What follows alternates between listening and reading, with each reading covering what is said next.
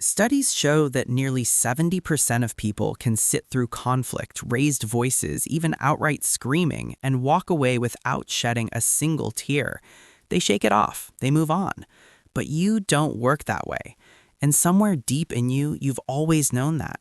Not because you're more fragile than those 70%, because you're built fundamentally differently than them. You weren't always someone who braced for impact before the volume even rose. There was a time, earlier, lighter, when you didn't read the temperature of a room the second you walked into it. You didn't catalog the way someone's jaw tightened before they spoke. You didn't rehearse what you'd say if the conversation turned sharp. You just lived. You were present without armor. You trusted the air around you to stay calm because, for a moment, maybe it did. And then something shifted. Not dramatically, not all at once, but slowly you began to learn that a voice at a certain pitch meant something was coming, and your body started preparing before your conscious mind has processed a single word. The tears that come when someone yells at you, that's not weakness surfacing. That's your nervous system executing a protocol it believes is keeping you safe. You didn't cry because you couldn't handle it. You cried because your system classified it as a threat worth responding to, and it responded with everything it had. The question is, where did your nervous system learn to respond that way? And that answer lives somewhere you haven't visited in a while. Think back, not to the loudest memory, but to the earliest one, the environment where you first understood that a raised voice meant something was about to change. Maybe it was a household where adult emotions moved through the walls like weather. Maybe the yelling was never aimed at you directly, but proximity was enough. You absorbed it, processed it, stored it in your body the way a sponge stores water, invisible until you're squeezed. Your younger self had no framework for regulating that input, no language for it, no exit. So your nervous system did the most intelligent thing available to it. It built an early warning system, exquisitely calibrated, constantly running.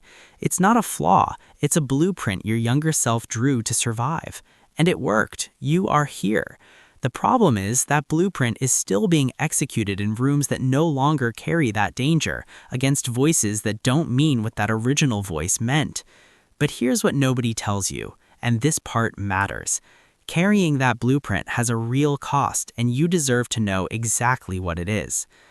Research published in the journal Psychosomatic Medicine has directly linked chronic nervous system hyperactivation to measurably elevated cortisol levels, disrupted sleep, and heightened risk of generalized anxiety over time.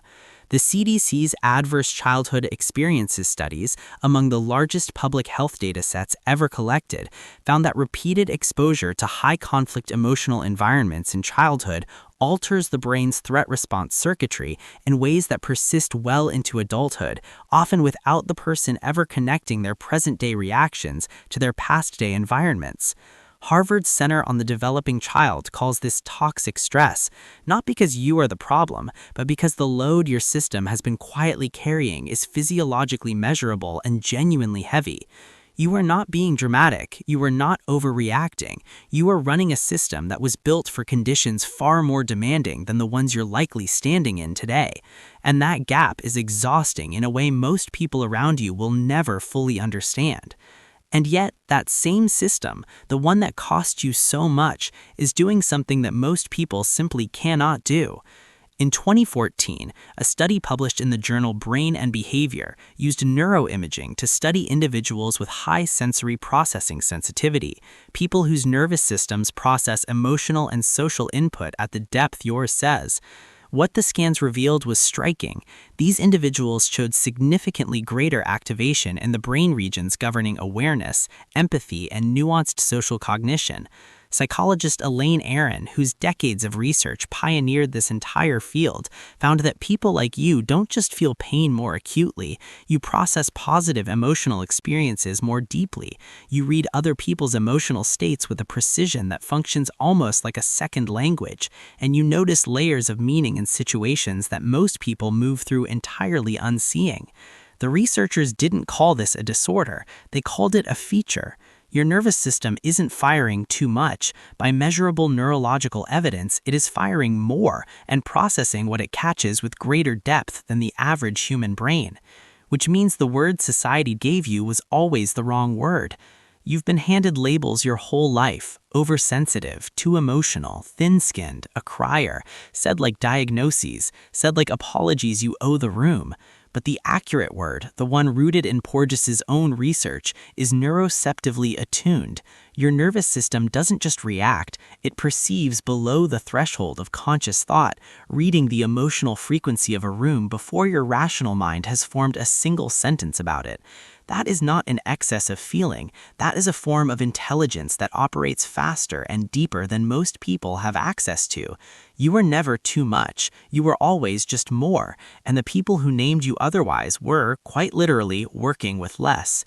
So if you've made it this far and you're still carrying the weight of every person who made you feel like your tears were a problem to be solved, this part is for you specifically. There is nothing wrong with you. There never was. Your nervous system built exactly what the environment asked it to build. The crying when someone raises your voice at you is not evidence of fragility, it is evidence of a system that has been protecting you loyally and without rest for years longer than it needed to.